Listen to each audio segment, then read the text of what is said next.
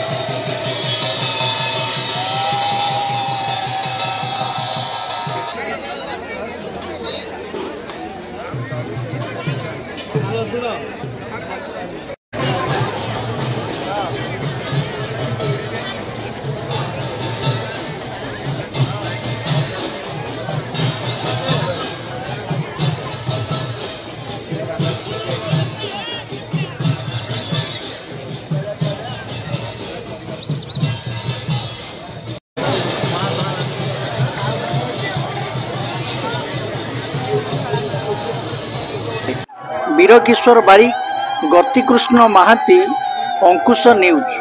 आम चैनल को like, share, comments और सब्सक्राइब करने अनुरोध।